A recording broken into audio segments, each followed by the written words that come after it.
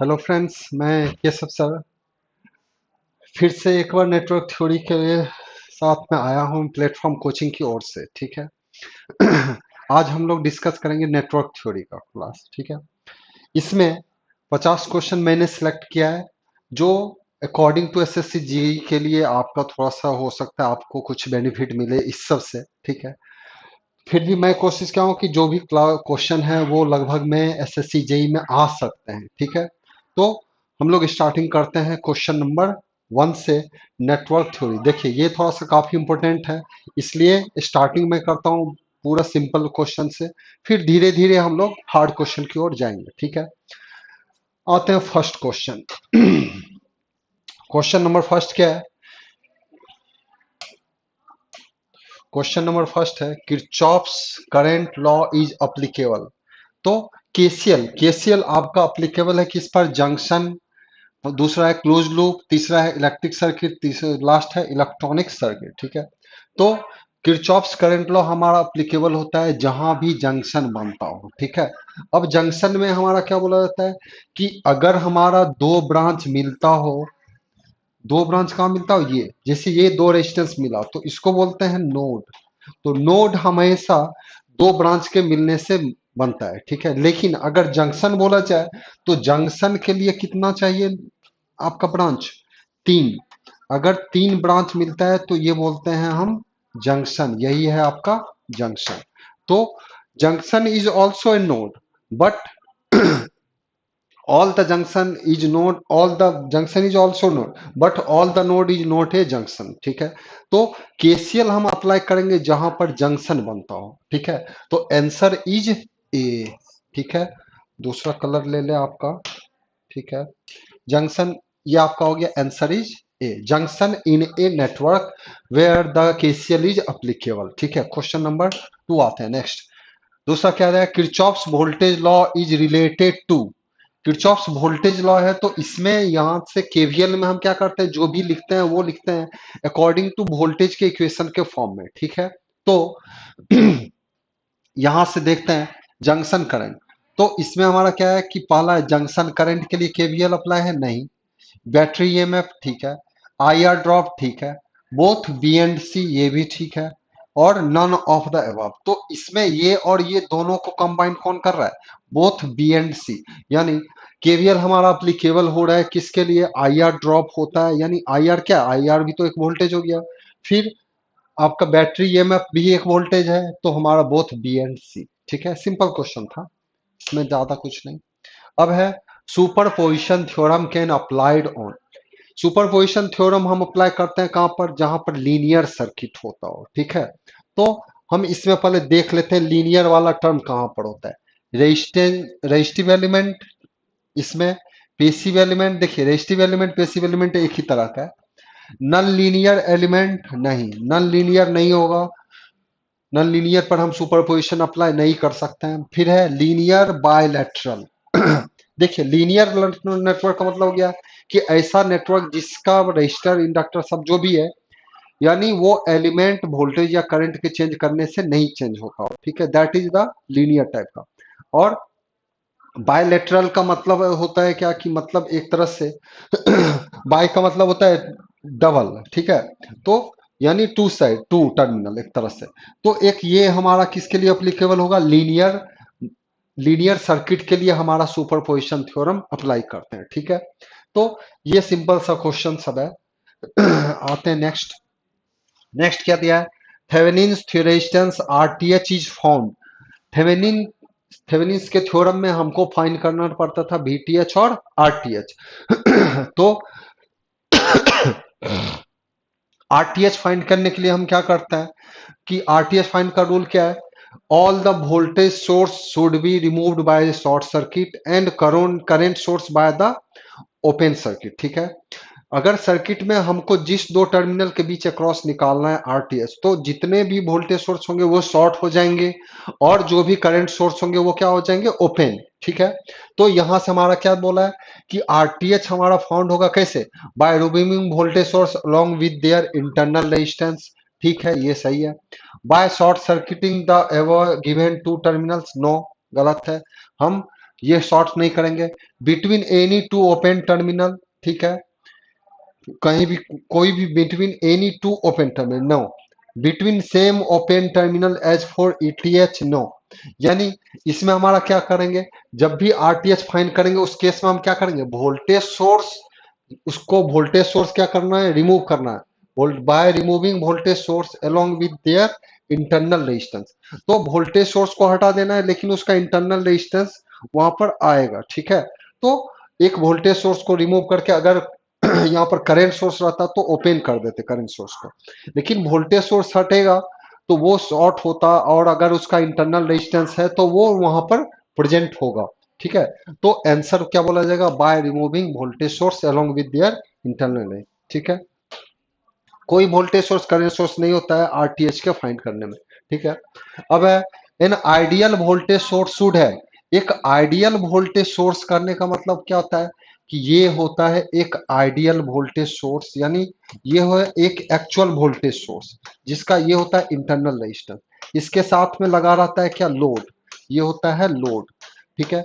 अगर हमारा यहां से ये है लोड, अगर हमारा ये वोल्टेज हम बोलेंगे ये है लोड का वोल्टेज, अगर ये आइडियल होगा, एक्चुअल होगा तो क्या होगा, एक्चुअल में क्या होगा, ये वोल्टेज कभी भी बराबर नहीं हो सकता इसके, क्योंकि कुछ ना कुछ ड्रॉप होता है, आई इंटू आर इन ड्रॉप हो जाएगा, तो इसमें से ये वोल्टेज घट जाएगा, तो ये घटने के बाद हमारा क्या होगा, ये जो वोल्टेज होगा वो इससे कम हो जाएगा। तो ये है एक्चुअल, ये एक्चुअल वोल्टेज जो हमारा ये है एक्चुअल वोल्टेज सोर्स। तो एक्चुअल वोल्टेज सोर्स के केस में क्या होता है, VL का मान कम होता है इससे भी से, ठीक है। लेकिन अगर हमारा आइडियल हो तो आइडियल में इसका मान क्या करना होगा, जीरो। तो आइडियल के लिए हम क्या बोलेंगे कि large value of an ideal voltage source should have large value of EMF, small value of EMF, zero source resistance या इनफाइनाइट सोर्स रेजिस्टेंस। तो उसका सोर्स रेजिस्टेंस क्या होना चाहिए, जीरो, तभी वो आइडियल होगा। Answer is this. तो आर इन का मान क्या होना चाहिए, जीरो। अगर आइडियल बोला जाए तो आइडियल के लिए आर इन का मान क्या करना होगा आपका, जीरो, ठीक है। नेक्स्ट आता है क्वेश्चन, ठीक है, बोला है the double energy transient occur in this, ठीक है। डबल एनर्जी का मतलब होता है कि रजिस्टर, इंडक्टर और कैपेसिटर, रजिस्टर आपका कोई भी एनर्जी नहीं लेता है, एनर्जी कौन लेता है, इंडक्टर और कैपेसिटर। तो सर्किट जो होगा ये आपका नोट एनर्जी यूज्ड, ये डिसिपेट करता है, नोट एनर्जी यूज्ड, ये पावर डिसिपेट करता है, ये क्या करता है, पावर डिसिपेट। तो पावर डिसिपेट करता है इसमें। तो हमारा एनर्जी कौन लेता है, इंडक्टर और कैपेसिटर। तो इंडक्टर और कैपेसिटर ही हमारा बोल सकते हैं। अब चूंकि ये बोला है डबल एनर्जी ट्रांजिएंट तब होगा जब उसमें इंडक्टर भी हो और एक कैपेसिटर भी हो, ठीक है। तो हम बोलेंगे उसको डबल एनर्जी ट्रांजिएंट, क्योंकि इंडक्टर में करंट का मान, आपका करंट का मान टाइम के साथ चेंज होता है, वोल्टेज कैपेसिटर में वोल्टेज का मान टाइम के साथ में चेंज होता है। तो डबल एनर्जी ट्रांजिएंट किस में आएगा, जिसमें एल और सी दोनों हो। तो इसमें नहीं है, इसमें भी नहीं है, इसमें भी नहीं है, तो इसमें है। तो हमारा एल और सी कहाँ है, यहां पर है। तो हम बोलेंगे आंसर इज डी। नेक्स्ट आते हैं, pure inductive circuit takes power from the AC line when, बोल रहा है pure inductive circuit takes power from the AC line when applied voltage decreases but current increases, applied voltage increases but current decreases, both applied voltage and current increase, both applied voltage and current decrease. क्या होना चाहिए, देखिए ये है inductor, inductor में क्या होता है कि पहले वोल्टेज आपका मैक्सिमम होता है और करंट का मान कम होता है, जीरो होता है। यानी जैसे ही उसको सोर्स के साथ कनेक्ट करेंगे तो एक इंडक्टर में क्या होगा, ये इंडक्टर है, इसको अगर हम सोर्स के साथ कनेक्ट कर दें तो आई और यहां से इसके क्रॉस जो वोल्टेज होगा भी, ठीक है। तो क्या होगा, भी का मान आपका घटेगा टाइम के साथ में, डिक्रीज करेगा, और आई का मान क्या करेगा, टाइम के साथ में इंक्रीज करता है। ठीक है। और जब ये फुल चार्ज हो जाएगा इंडक्टर, तो करंट का मान हो जाएगा मैक्सिमम। तो हम क्या बोलेंगे, अप्लाइड वोल्टेज डिक्रीज होता जा रहेगा और करंट का मान इंक्रीज करता रहेगा। तब ये हो गया applied voltage decrease but current increase, then ये होता है प्योर इंडक्टर के केस में। नेक्स्ट क्वेश्चन आता है, दे बोल रहे हैं the Q factor of a coil is given by. Q factor कोई क्वाइल का हमारा जो लिखा जाता है अकॉर्डिंग टू फॉर्मूला, कि वो इंडक्टर या कोई भी क्वाइल को हम अगर सिलेक्ट करते हैं तो वो कितना एनर्जी स्टोर करने का क्षमता है। जितना ज्यादा एक साइकिल, अगर हम एक साइकिल करंट का देते हैं तो एक साइकिल में वो कितना एनर्जी स्टोर करता है विथ रिस्पेक्ट टू डिसिपेशन। ठीक है। तो एनर्जी का डिसिपेशन कौन करता है, रेजिस्टर। तो जैसे एक क्वाइल है, एक क्वाइल में क्या होता है, उसका इंडक्टर भी है और रेजिस्टर भी है। तो इंडक्टर हमारा क्या करता है, एनर्जी लेता है। अगर हम इसको एक सोर्स से कनेक्ट कर दें तो एक साइकिल का मतलब है, एक साइकिल के लिए जो एनर्जी हम देखेंगे, एक साइकिल में इसके अंदर जो एनर्जी होगा, एनर्जी कितने साइकिल के लिए, वन साइकिल के लिए, बटे जो पावर डिसिपेशन होता है वन साइकिल में। ठीक है।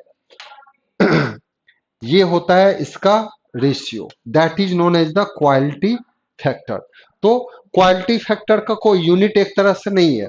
क्वालिटी फैक्टर एक्चुअली क्या है, ये एक रेशियो चेक करता है इंडक्टर का, कि अगर हमारा एनर्जी, एक साइकिल में एनर्जी का मान ज्यादा हो रहा है with respect to compare to आपका डिसिपेशन, तो हम बोलेंगे क्या, कि उस केस में क्वालिटी फैक्टर आपका सही है, क्वालिटी फैक्टर हाई है। तो हाई का मतलब उसके अंदर में एनर्जी स्टोर करने का कैपेबिलिटी ज्यादा है with respect to power dissipation. ठीक है। एनर्जी स्टोर करने का कैपेबिलिटी क्या है, ज्यादा किसके रिस्पेक्ट में, पावर डिसिपेशन के रिस्पेक्ट में। ठीक है। तो हमारा आंसर यहां से क्या होगा, पहला दिया it's power factor cos five, no, ratio of maximum energy store and energy dissipated per cycle. ठीक है।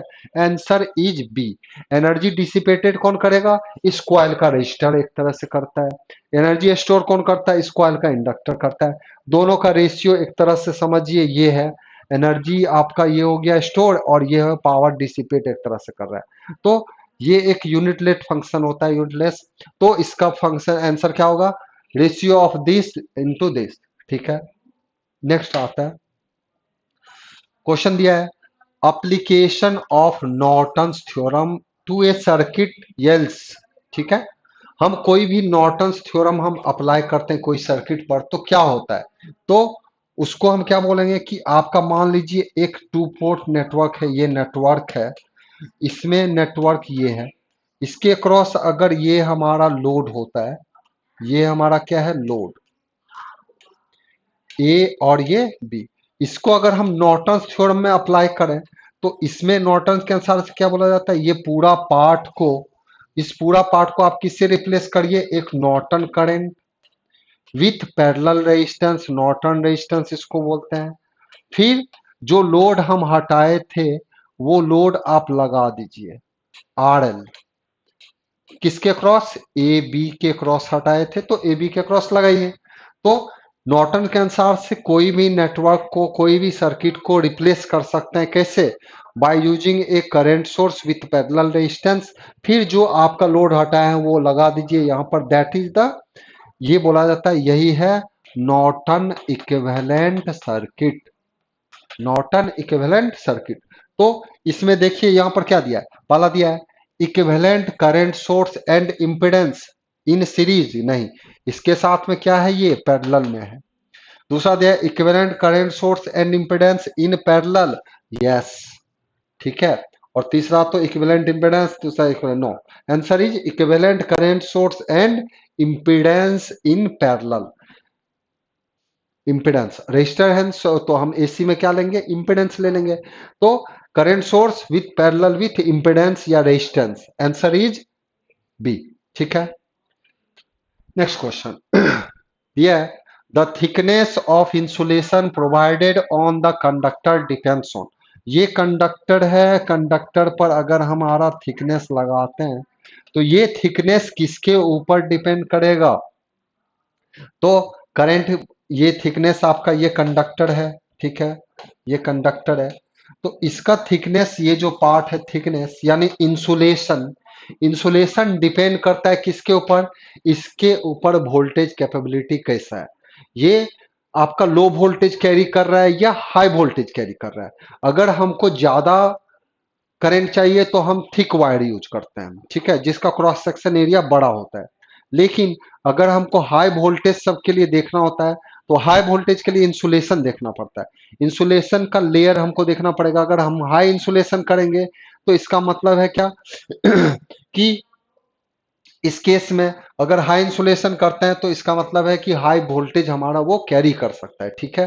तो इसके लिए हम बोलेंगे कि जो मोस्ट अप्रोबेबल आंसर रहेगा, the magnitude of the voltage on the conductor के ऊपर वो डिपेंड करता है कि इंसुलेशन उसका कैसा होना चाहिए। वैसे भी आप आगे देखेंगे कि पावर सिस्टम सब में कि एक बेसिक इंसुलेशन लेवल होता है जिसको बोलते हैं बिल, ये आपका एक तरह का वोल्टेज को आपका कंपेयर करता है, लेवल कैटेगरी करता है कि अगर हमारा जैसा वोल्टेज वैसा इंसुलेशन उसके अकॉर्डिंग आपका चेंज करना पड़ता है, ठीक है। तो हम बोलेंगे thickness of the insulation provided on the conductor depends on magnitude of the voltage, ठीक है। तो ये हमारा वोल्टेज के ऊपर डिपेंड करता है। देखिए अब आ रहा है क्वेश्चन यहां से ऐसा दिया है, द करंट I1, ठीक है, आपको करंट I1 बताना है। ये जो करंट I1 है ये क्या होना चाहिए, ये 20 वोल्ट है, ये 10 ओम है, ये 90 वोल्ट है, ये 40 ओम है, और ये है 2V2, और ये V2 देखिए ये डिपेंडेंट सोर्स दिया है, ये इंडिपेंडेंट सोर्स है। अब जब भी डिपेंडेंट सोर्स दे वो क्या है, एक वेरिएबल सोर्स होता है। अब ये सोर्स आपका 2V2 है तो देखिए ये वोल्टेज कहीं और मेंशन किया है, यहां पर V2 यहां पर मेंशन किया हुआ है, जो कि प्लस में ये बोल रहा है और माइनस में ये, तो V2 किसके क्रॉस वोल्टेज है, 10 ओम के अक्रॉस। तो हम इसमें अगर हम केवीएल लगा दें यहां से यहां तक के लिए, केवीएल हम लिखें इक्वेशन, तो क्या लिखा जाएगा केवीएल इक्वेशन तो इसके लिए केवीएल इक्वेशन क्या होगा, ये वोल्टेज, ये वोल्टेज, ये वोल्टेज, ये वोल्टेज, ये वोल्टेज सबका सम। तो हम इसमें जो आते हैं इसके अंदर में जो लेते हैं, इसमें हम क्या कैसे लेते हैं, हम एक तरह से सेकेंड पोलरिटी हम लेते हैं, ये प्लस होता है ये माइनस, तो हम ऐसे जा रहे हैं ना, इसका सेकेंड पहले क्या है माइनस, दूसरा पोलरिटी क्या है प्लस, तो हम इसको सेकेंड पोलरिटी लेके लिखते हैं, तो पहला माइनस दूसरा है प्लस, तो लिखेंगे +20 वोल्टेज लिखना है डायरेक्ट। फिर दूसरा में देखिए ये प्लस में है और ये है माइनस में, करंट ऐसे जा रहा है ना, तो ये प्लस में और ये माइनस, तो रजिस्टर के क्रॉस हमारा ये ऐसे, तो ये वोल्टेज लिख सकते हैं, ये क्या है प्लस और ये माइनस, तो सेकेंड में क्या आता है पोलरिटी इसका, ऐसे जाने पर आ रहा है माइनस, तो लिखेंगे -V2 ही लिख दीजिए, ठीक है। आगे देखेंगे फिर इसमें आता है तो इसमें ये प्लस में है ये माइनस में, सेकेंड क्या आ गया माइनस, तो -90 लिख दीजिए।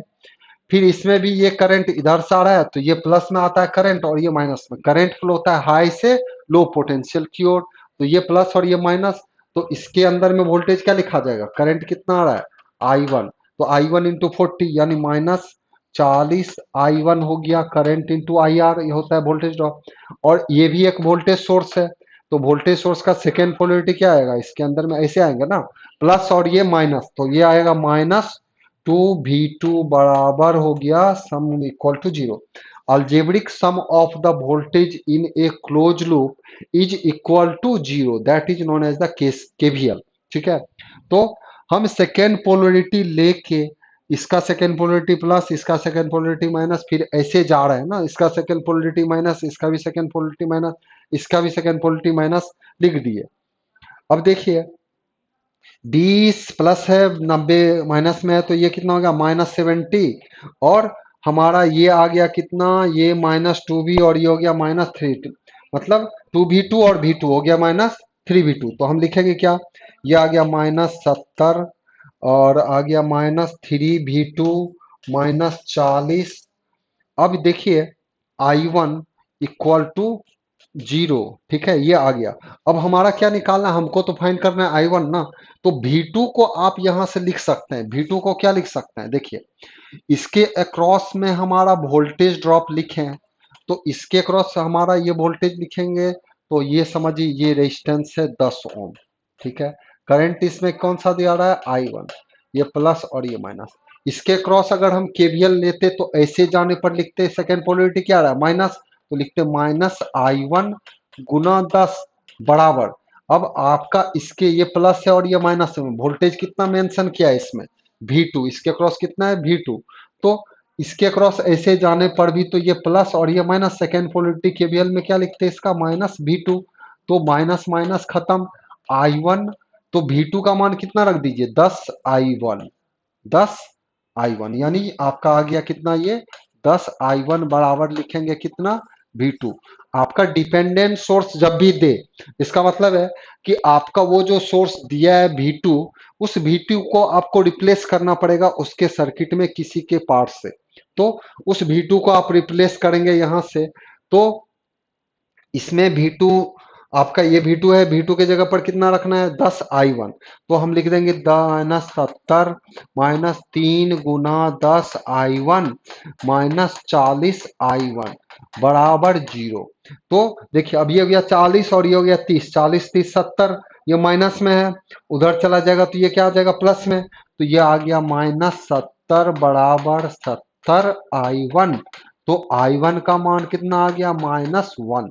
ठीक है, तो इसमें ऑप्शन देख लेंगे क्या है, ये आ गया -1 एम्पियर। ठीक है, यानी डिपेंडेंट सोर्स जब भी दे तो कुछ करने का नहीं है, आप देख लीजिए वोल्टेज सोर्स है या कौन सा सोर्स है, वो देख लीजिए, केवीएल लगा दीजिए, ये वोल्टेज प्लस ये वोल्टेज, ये वोल्टेज, ये वोल्टेज बराबर जीरो। जीरो करने पर अब हमारा एक इक्वेशन दो वेरिएबल हो, तो वोल्टेज आपका जो वेरिएबल दिया है डिपेंडेंट सोर्स, उसको आपको हटाना पड़ेगा। वो कहाँ से हटेगा, ये यहाँ से हटेगा, क्योंकि इसके क्रॉस हमारा V2 लिखे हैं, तो इसके क्रॉस वोल्टेज V2 है, तो इसके क्रॉस हम I इंटू आर भी तो लिख सकते हैं ना। तो करंट इंटू रेजिस्टेंस कर दीजिए, यहाँ से आपका आ गया V2।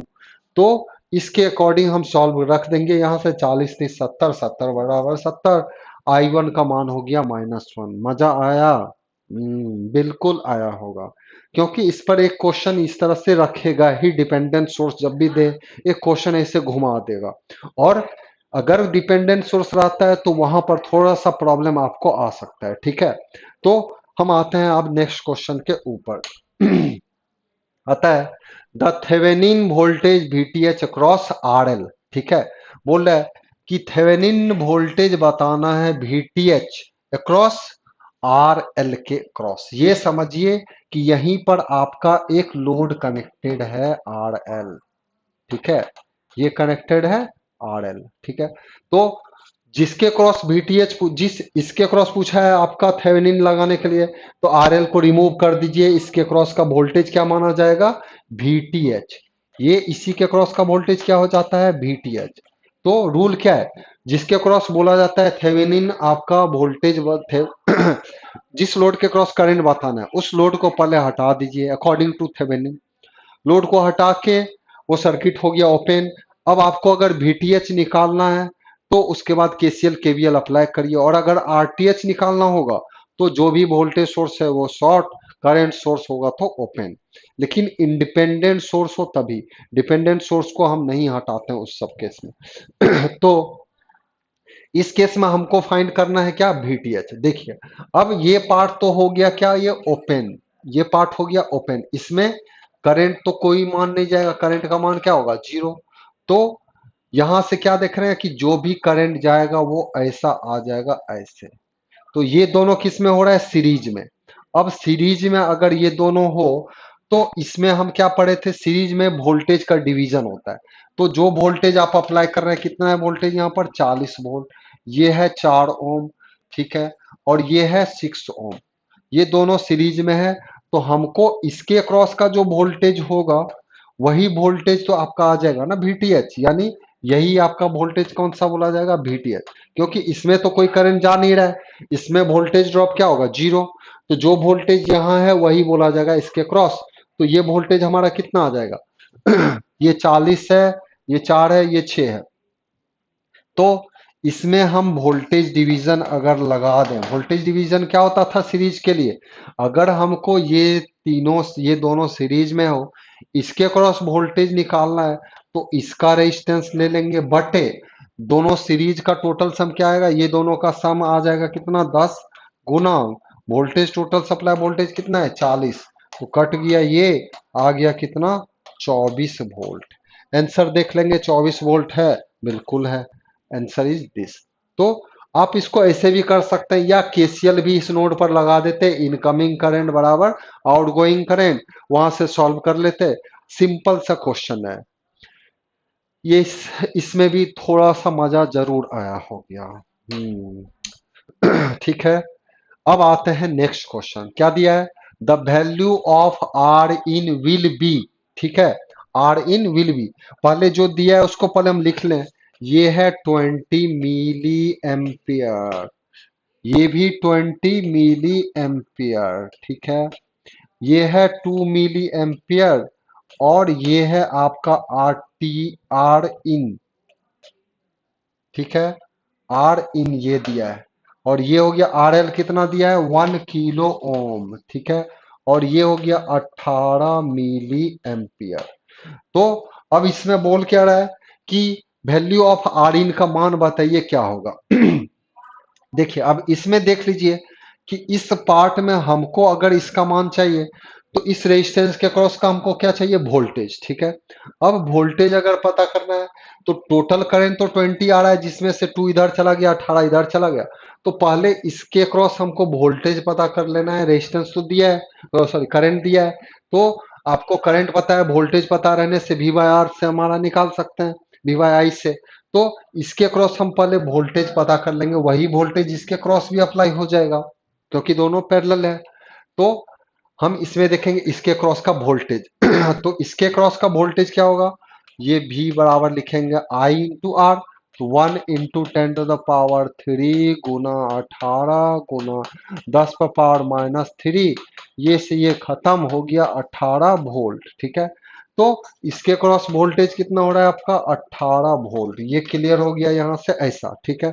अब इसमें वोल्टेज कितना है 18, तो हम यहां से देखें इसका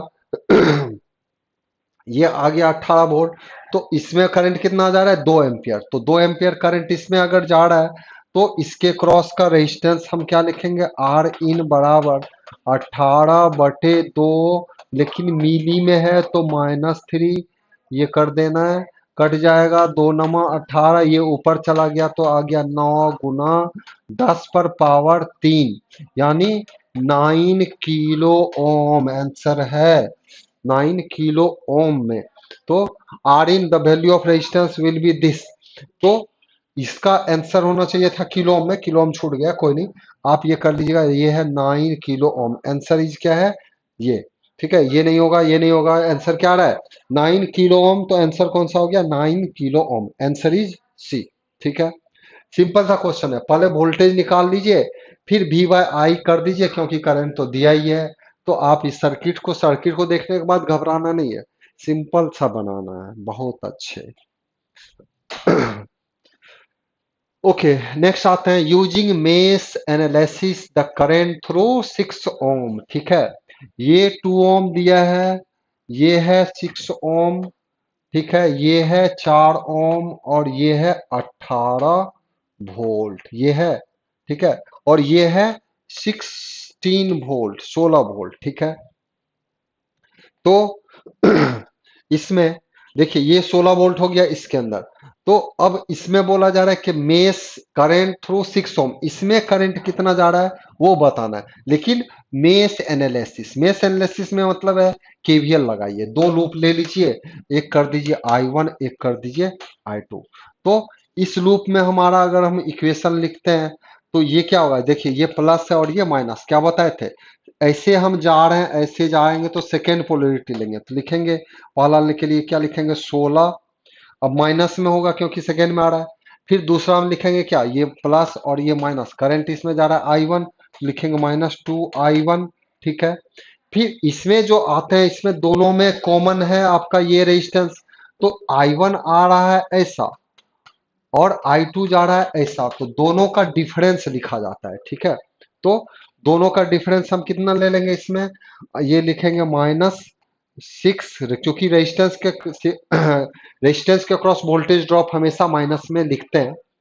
तो -6 I1 -I2, जब हम लूप 1 का लिखे, ये लूप 1 है, लूप 1 का लिखेंगे तो ये वोल्टेज और माइनस ये वोल्टेज, तो करंट I1 -I2 करेंगे। ठीक है, क्योंकि I1 को ज्यादा प्रेफरेंस देंगे जब हम लूप 1 को लिखेंगे, बराबर क्या है, zero. Algebraic sum of the voltage in a close loop is equal to zero. तो ये आ गया, इसको सॉल्व कर लेंगे थोड़ा। -16 -2I1 -6I1 minus minus +6I2 बराबर जीरो। तो 6 2 8, ये आ गया 16 -8I1 +6I2 बराबर जीरो। तो ये -16 इधर चले तो आपका आ गया -8I1 +6I2 बराबर 16। तो आपका यहाँ से 2 से डिवाइड कर दीजिएगा तो आएगा -4I1 +3I2 बराबर 8। ये आ गया इक्वेशन फर्स्ट। ठीक है, अब ये फर्स्ट इक्वेशन आ गया। अब इसमें आगे हम दूसरा इक्वेशन के लिए लिखें तो इसके लिए लिखा जाएगा क्या, माइनस ये 6I2 -I1। इस बार अगर हम लूप 2 का लिख रहे हैं तो -6 तो लिखना ही है, लेकिन इस केस में I2 ज्यादा रहेगा I1 से, तो I2 -I1, क्योंकि करंट नेट करंट किधर जाएगा, इधर से ना, तो I2 -I1 हो गया। I1 इधर आ रहा है तो नेट करंट कितना होना चाहिए था, I2 -I1। फिर -4I2, और देखिए ये प्लस है और ये माइनस, तो ये कर दिए -18 बराबर जीरो, क्योंकि सेकेंड में माइनस। मल्टीप्लाई कर देंगे -6I2 minus minus +6I1 -4I2 बराबर कर दीजिए 18। तो 6 4 हो गया 10, यह आ गया 6I1 -10 बराबर 18। तो 2 से भागा दे दिए तो आ गया 3I1 -5I2 बराबर 9, दोनों में 18। तो दूसरा इक्वेशन आ गया आपका यहां से ऐसा। तो फर्स्ट इक्वेशन आया था -4I1, दूसरा आ गया 3I1। तो इसमें हम एक पेज ले लें, तो पेज लेने पर हमारा क्या आ रहा है, पहले लिख लेंगे यहां से क्या था, -4I1 +3I2 बराबर 8,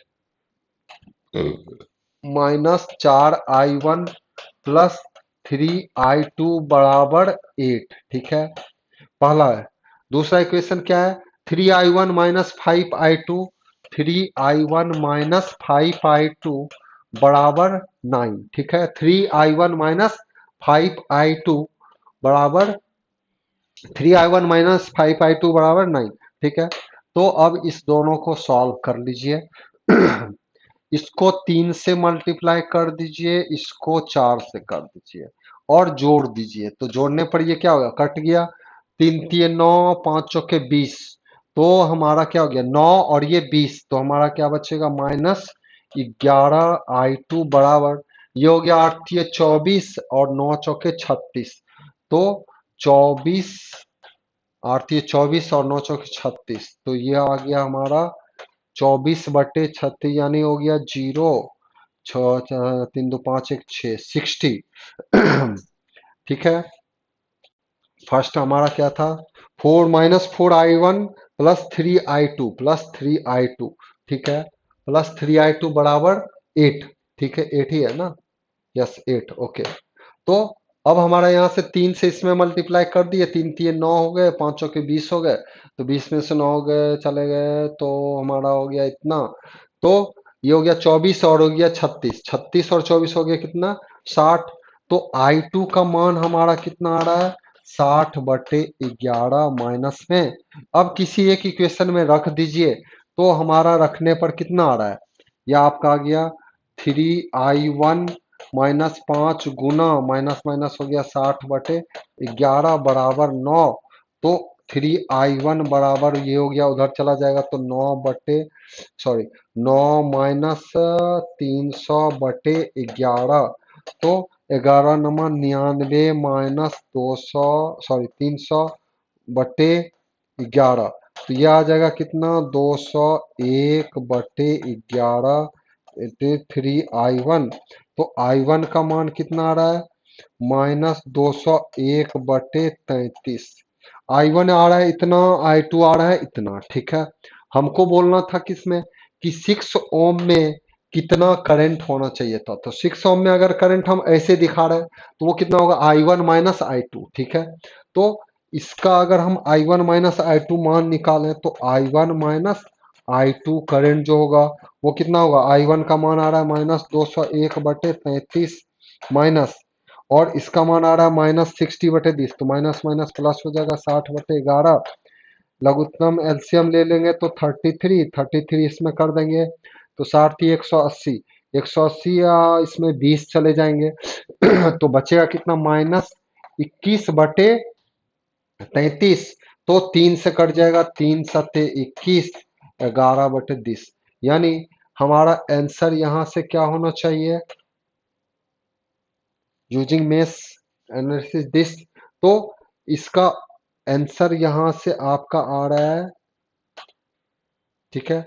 अच्छा, इसके आंसर हमारा क्या आ रहा है यहाँ से, इसका आंसर आ रहा है -7/11, ठीक है। तो that is the mess mess current आपका होगा, जो 6 ओम में आपका करंट का फ्लो होगा। आप चाहे I1 - I2 बोलिए, चाहे I2 - I1 करिए, उससे आंसर में चेंजिंग नहीं आता है, बस पोलरिटी चेंज हो जाता है, ठीक है। तो -7/11 आपका क्या हुआ, इसका मतलब है कि आपका I1 - I2 नहीं करना है, I2 - I1 करेंगे तो हमारा प्लस में आ जाता है, यानी करंट इसके अंदर में जो फ्लो होना चाहिए था वो ऐसे जाएगा, और उसका मान कितना आ जाएगा, नेट करंट इसमें जो आ रहा है -7/11, यानी ये हो रहा है I1 - I2 करने पर, ठीक है। तो आंसर हमारा ये हो जाएगा -7/11, ठीक है। ये था क्वेश्चन नंबर 14, ठीक है। अब आते हैं क्वेश्चन नंबर 15, ठीक है। इसका ऑप्शन दिया हुआ है, ठीक है, करेक्ट है पूरा। ये 2 एम्पियर, 0.2 सीमेंस, 0.1 सीमेंस। देखिए अब सीमेंस क्या होता है, सीमेंस होता है किसका रेजिस्टेंस, सीमेंस लिखते हैं कि, पहले क्वेश्चन पढ़ ले, बोल रहा है यूजिंग नोडल एनालिसिस, बोल रहा है कौन सा एनालिसिस करने, नोडल एनालिसिस। नोडल एनालिसिस का मतलब केसीएल। द वोल्टेज एट ए, इस पॉइंट का वोल्टेज बोल रहा है क्या होना चाहिए, ठीक है। वोल्टेज एट ए, ये पॉइंट ए है और ये पॉइंट बी है, ठीक है। अब वैल्यू क्या दिया है, ये दिया है 2 एम्पियर, ये दिया है 0.01 सीमेंस, ठीक है। ये है 0.02 सीमेंस, और ये है 0.1 सीमेंस, और ये है 2 एम्पियर। देखिए ये इतना दिया हुआ है। तो सीमेंस किसका यूनिट है, सीमेंस है कंडक्टेंस का यूनिट, क्योंकि 1/r, 1/r का मतलब होता है ओम इनवर्स। ओम इनवर्स को हम बोलते हैं मो, या हम बोल सकते हैं सीमेंस। तो siemens is the unit of conductance. Resistance का उल्टा जो होता है कंडक्टेंस, उसी का यूनिट को हम क्या बोलते हैं, सीमेंस, ठीक है। तो उसको एस से डिनोट करते हैं। तो इसके लिए हम लिखेंगे कि यहां से करंट दे दिया है ऐसा, ठीक है। तो हमको यहां पर बोला है वोल्टेज निकालने के लिए, तो हम क्या करेंगे, इसके लिए इस पॉइंट पर हम केसीएल अप्लाई कर दें। तो केसीएल के लिए हम ले लेंगे एक इनकमिंग, यहां से देखिए, अब इसके लिए अगर हमको बोला जा रहा है इस पॉइंट का वोल्टेज चाहिए, तो यहाँ पर एक वोल्टेज, ये मान, ये हो गया वोल्टेज वी ए, ये हो गया आपका वोल्टेज वी बी, ठीक है, क्योंकि इधर भी आपको पता नहीं है। तो इस पॉइंट पर हम केसीएल लगा ले, तो ये इनकमिंग और ये दोनों मान लें हम आउट गोइंग, ठीक है। ये I2 और ये I3, ठीक है। इसी तरह से यही I2 यहाँ पर आएगा, और ये बोल दिया I4, और ये कर दिया हम I5, ठीक है।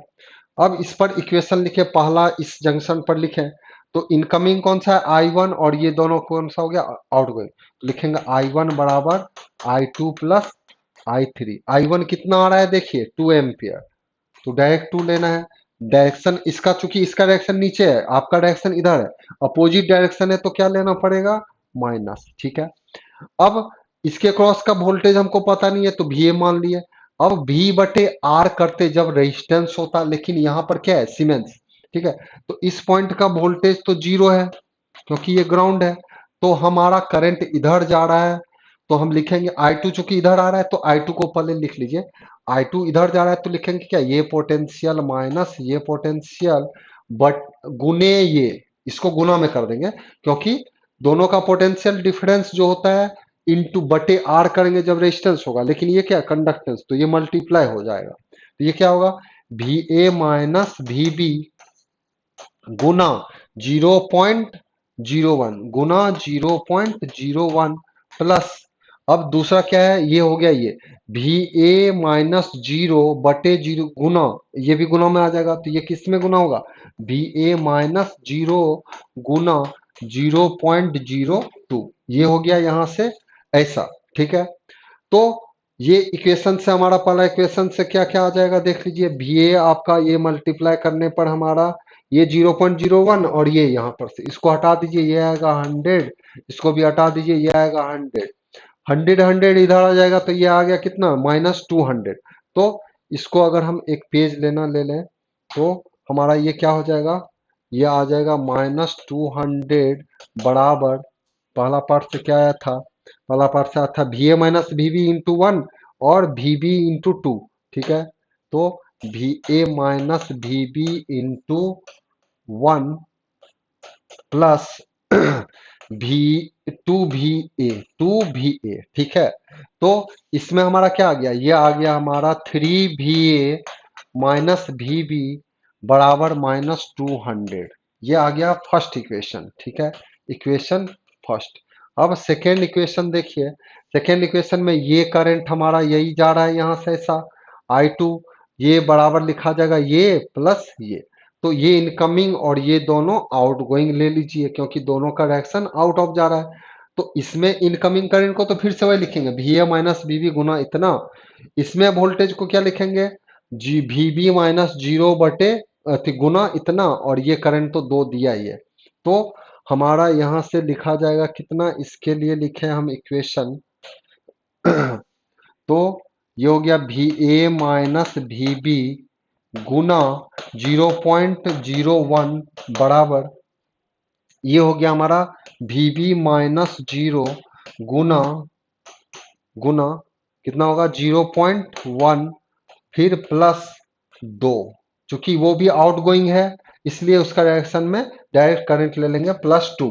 ठीक है, अब ये कर दीजिए, ये हो गया यहाँ से 100, ये हो गया आपका 10, तो इसमें 100 से मल्टीप्लाई कर देंगे तो ये हो जाएगा V A minus V B बराबर हो गया ये कितना 10 वी बी प्लस, इसमें हो गया ये हो गया 200 क्योंकि 100 से मल्टीप्लाई कर रहे हैं सब में। ठीक है, तो ये भी इधर आ जाएगा तो ये कितना होगा V A minus 11 V B बराबर 200। ठीक है, ये इक्वेशन आ गया सेकेंड। ठीक है, पहला इक्वेशन हमारा क्या था, ये था पहला इक्वेशन, ये हो गया सेकेंड इक्वेशन। तो इन दोनों को अब सॉल्व कर लेंगे यहाँ पर, तो क्या क्या आया है 3 VA माइनस वी बी बराबर -200, और दूसरा क्या आया है वी ए माइनस 11 VB बराबर 200। ठीक है, अब इसको क्या करना होगा, हमको तो VB हटा देना है तो इसमें गुना कर दीजिए 11 से। ठीक है, और इसको कर दीजिए 1 से। ठीक है, तो VB हट जाएगा, तो इसमें VB इसको माइनस कर देना है, ये प्लस हो जाएगा, ये माइनस हो जाएगा, ये से ये खत्म हो गया, तो हमारा क्या हो गया 11 ये 33 में से 1 चला जाएगा तो आ गया ये 32 VA बराबर, अब ये कितना होगा 11 दूना 22, यानी ये आ गया माइनस, अब ये हो गया 22 22, ये हो गया 22,000 2200, 2200 में से 200 चल जाए, 200 कम हो जाएंगे तो 11 दूना 2200 में से 200 कम हो गए तो कितना बच गए 2000। ठीक है 2000 हो गए, तो यहाँ से हो गया 11 दूना 22। ठीक है, तो VA का मान हमारा कितना आ जा रहा है -2000/32। ऑप्शन हम देख लेते हैं यहाँ से क्या क्या आ रहा है हमको note the voltage at this, यहाँ से ये आ रहा है -75 -50 -25, और दिस यहाँ से आपका यहाँ से करने पर कितना आ रहा है माइनस, इसको डिवाइड करेंगे तो कितना टाइम्स में जाएगा छ छः दूना 12, छः तिया 18, छः दूना 12, छः तिया 18, 19, यानी ये 6 के टर्म में जा रहा है। 6 वाला कुछ है देख लेते हैं। 6 वाला -50, 25। अच्छा एक सेकंड रुक जाइए। ये इनकमिंग कर दिए थे और ये हो गया था हमारा आउटगोइंग, ठीक है। तो 0.1, ये करंट का इक्वेशन लिखे, इनकमिंग बराबर 2, आउटगोइंग हुआ था VA माइनस VB इंटू 0.01, और दूसरा आया था VA माइनस, तो हमारा ये आ गया 2VA, और ये आपका आ गया 100, 100 इधर कर दिए तो आपका ये आ गया -200, -200 हमारा आया था equal to VA minus VB plus 2VA। ठीक है, तो 2VA और 3VA माइनस 30, और दूसरा इक्वेशन हमारा क्या लिखे थे कि ये इनकमिंग बराबर 2 आउटगोइंग, तो VA माइनस VB गुना 0.01 बराबर लिखे थे 2 प्लस VB इंटू 0.1, तो यहाँ से VA माइनस VB इंटू 0.1, तो 100 से ये मल्टीप्लाई हुआ, 10 मल्टीप्लाई हो गया इससे, और इसमें मल्टीप्लाई हो गया 100 से, तो 200, तो VA माइनस VB बराबर 10 MV, ये आ गया इधर आ जाने पर ये आएगा -10, तो VA माइनस 11B बराबर हो गया 200, ठीक है। तो इसमें आ गया 3VA माइनस VB बराबर -200, और दूसरा आ गया VA माइनस 11VB बराबर 200, ये भी माइनस में, अच्छा तो ये दोनों माइनस में है ना, ऐड हो जाएंगे ना, तो 2200, तो ये हो जाएगा कितना, 2200 हो गए, 2200 और -200, तो दोनों हो गया क्या, -2400, तो 2400 करने पर कितना टाइम्स में हो जाएंगे, 2400, तो भागा दे दीजिए, 2 दूना 4, 8,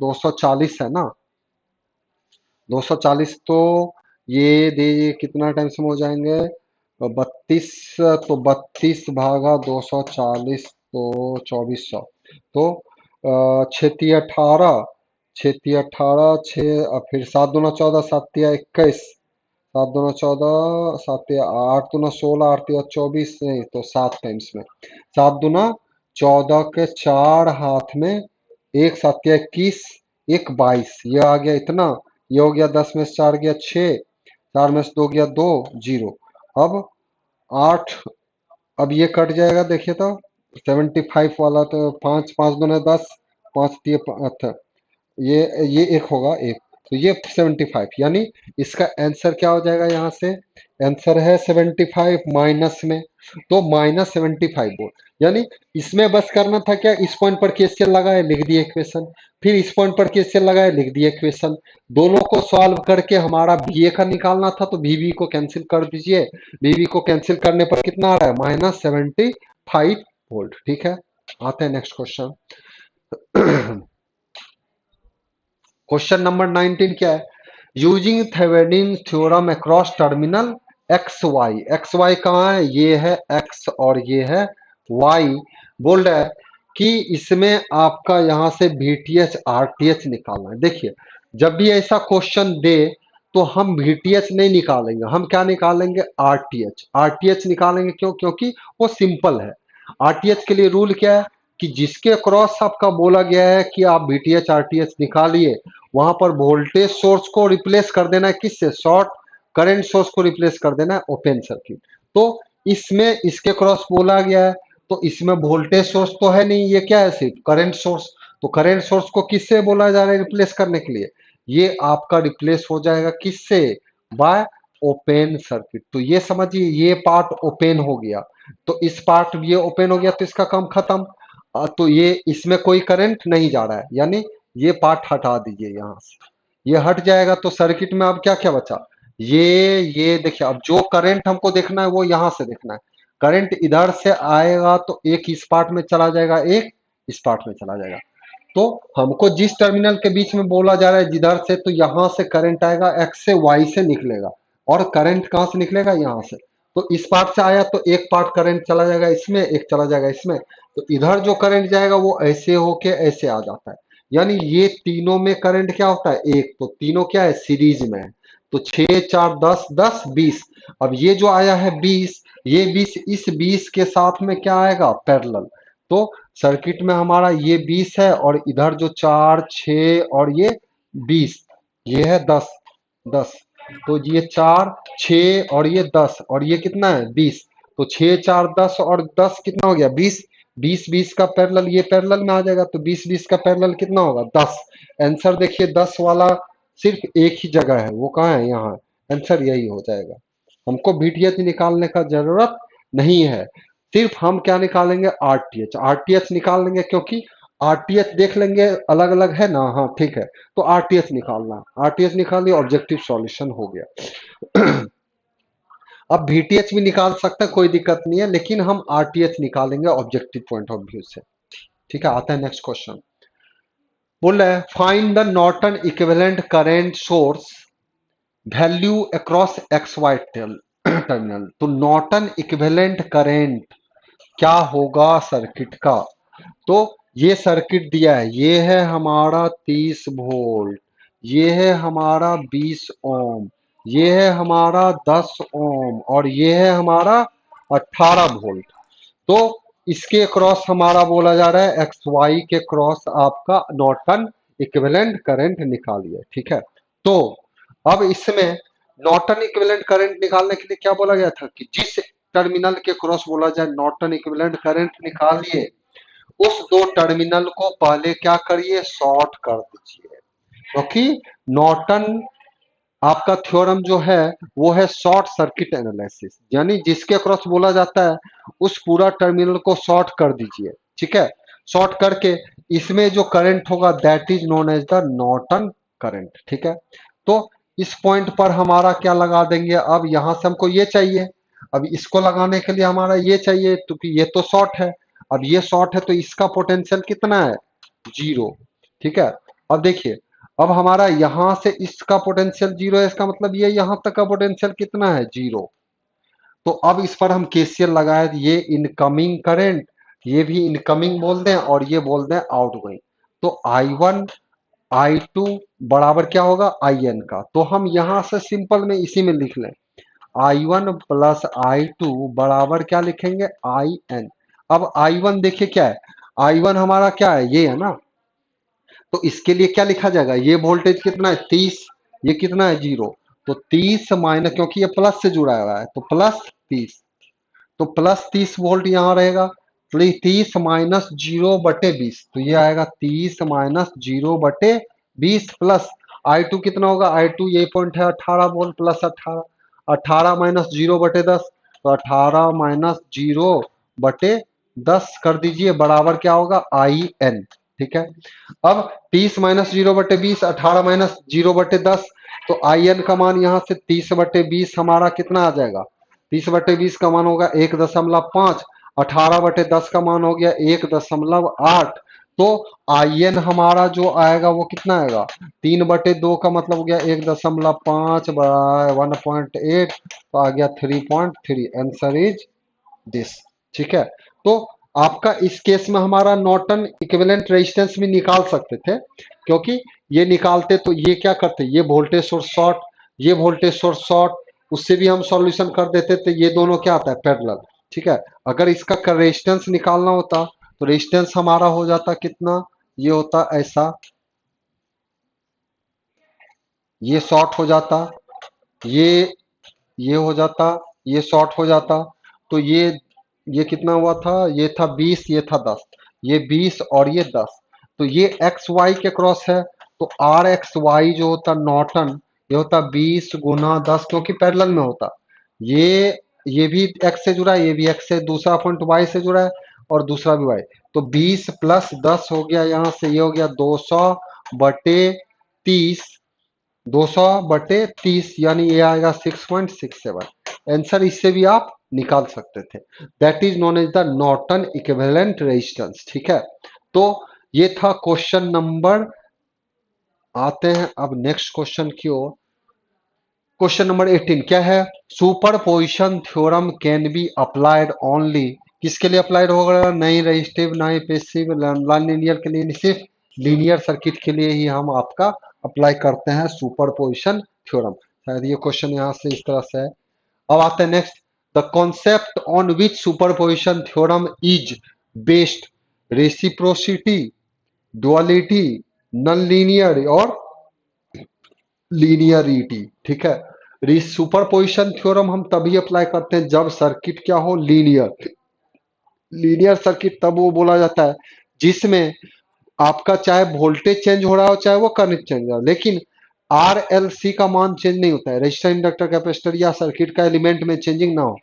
याद रहे कि डिपेंडेंट सोर्स हो तब भी हम सुपरपोजिशन नहीं लगा सकते, सिर्फ इंडिपेंडेंट सोर्स सबके लिए ही सुपरपोजिशन अप्लाई होता है, क्योंकि डिपेंडेंट सोर्स को हम रिमूव नहीं कर सकते हैं सर्किट में, क्योंकि अकॉर्डिंग टू सुपरपोजिशन के थ्योरम के अनुसार से अगर सर्किट में दो, मिनिमम दो या दो से अधिक इंडिपेंडेंट सोर्स हो तो हम जो कंसीडर करेंगे एक सोर्स को एजम्पशन करके और जो बाकी सोर्स है उसको शॉर्ट सर्किट या ओपन सर्किट कर सकते हैं, लेकिन सोर्स होना चाहिए इंडिपेंडेंट, नॉट डिपेंडेंट, ध्यान दें। तो हम ऐसा सर्किट यानी लीनियर सर्किट के लिए ही हम सुपरपोजिशन थ्योरम अप्लाई करते हैं। ठीक है, तो इसमें ये छोटा सा क्वेश्चन था। अब ये क्या बोल रहा है कि एक सुपरपोजिशन थ्योरम जो हम अप्लाई करेंगे, the effect of one voltage source और ऑल अदर वोल्टेज सोर्स। अगर मान लीजिए एक सर्किट है, इसमें अगर यहां पर ये वोल्टेज सोर्स है प्लस माइनस, ये है प्लस माइनस, ठीक है, ये V1 और ये V2, अगर हम V1 को कंसीडर करेंगे अकॉर्डिंग टू सुपरपोजिशन थ्योरम, अगर हम V1 मान रहे हैं तो V2 को क्या करना पड़ेगा उस केस में, शॉर्ट, क्योंकि ये वोल्टेज सोर्स है। और अगर ये वोल्टेज सोर्स ना होता, ये होता करेंट सोर्स, ये क्या होता, करेंट सोर्स।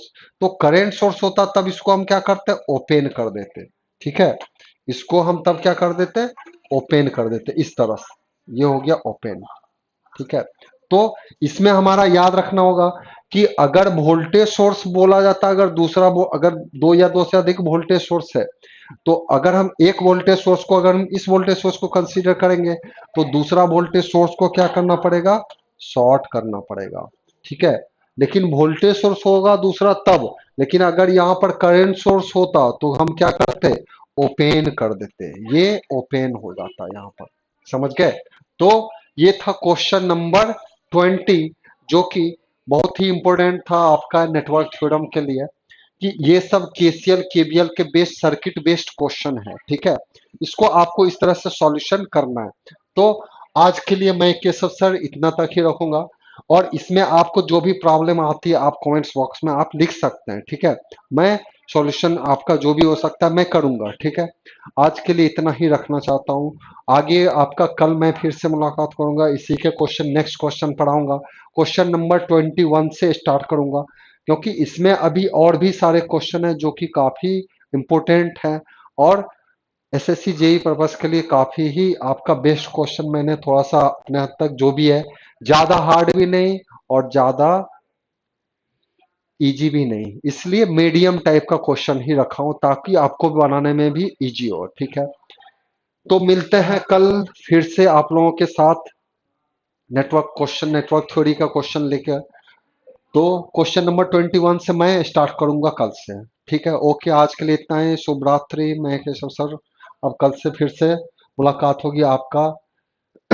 और आप लोग को जो भी दिक्कत आ रही है आप अपने कमेंट्स बॉक्स में जरूर लिखें। ठीक है, ताकि मुझे भी प्रॉब्लम पता चले कि क्या दिक्कत हो रही है। ठीक है, ओके, ठीक है, चलिए, गुड नाइट सबों को।